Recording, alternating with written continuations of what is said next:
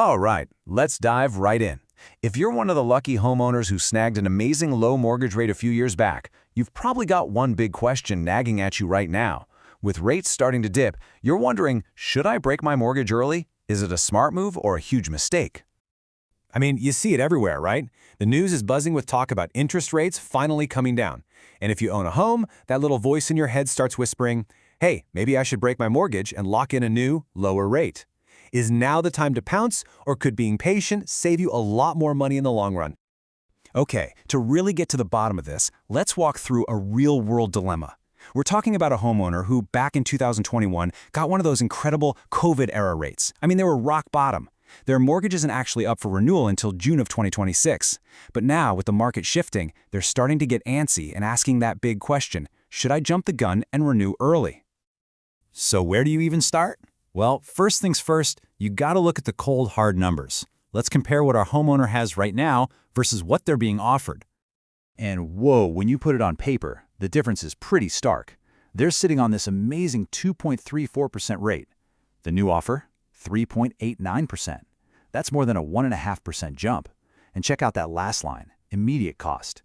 Making the switch isn't free, not by a long shot. There's a big fat penalty involved.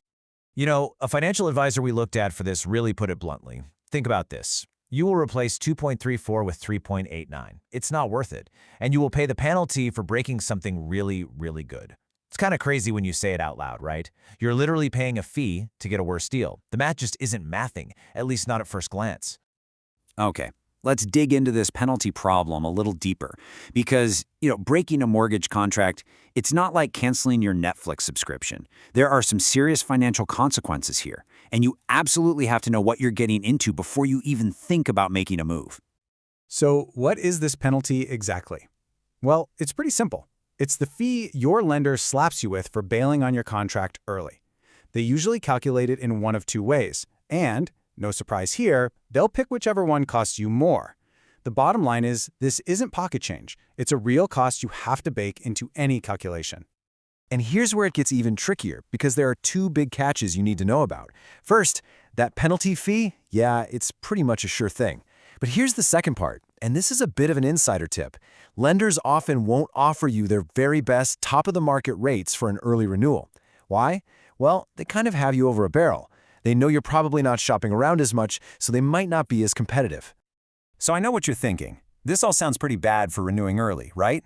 It seems like a total non-starter. But that begs the question, is it ever a good idea? Well, it turns out there are times when it makes perfect sense, and the decision really boils down to one simple, powerful rule of thumb. So what's the big secret? When should you actually consider taking that penalty hit and jumping into a new mortgage? Well, the answer isn't about today's rate. It has everything to do with where you think interest rates are headed tomorrow. And here it is, the key to the whole puzzle. It's all about the direction of the market. See, if rates are on the way up, then yeah, breaking your mortgage early can be a genius move. You lock in a rate today to protect yourself from even higher rates tomorrow. But if rates are falling, well, then the opposite is true. Patience is your superpower. Why lock in a rate today when an even better one might be waiting for you just around the corner? So that brings us right back to our current situation. What's the forecast today? Well, most experts agree rates are expected to keep falling. So the advice? It's simple. Wait. Just hold on to that amazing low rate you've got. By the time your renewal date rolls around, you'll likely be in a position to get an even better deal than what's on the table today.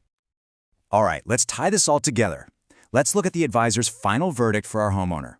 This is where we take that core logic and apply it directly to their situation to get a clear, no-nonsense answer. And boom, there you have it. The advisor's conclusion couldn't be clearer. It definitely, absolutely does not make any economical sense for you to break it, and pay the higher interest rate. I mean, you can't get much more direct than that. In a market where rates are dropping, the math just doesn't lie. So what does this all mean for you? If you're in this boat, here's your game plan. These are the 4 crucial questions you need to ask your own advisor. 1. What is my exact penalty down to the penny? 2. Show me the new rate right next to my old one. 3. What's the general forecast for where rates are going? And 4, this one is key. Can you please just show me the math? Lay out the full cost-benefit analysis so I can see it for myself.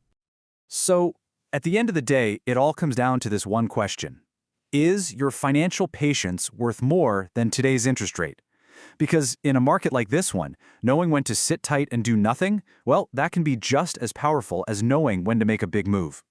Thanks for tuning in.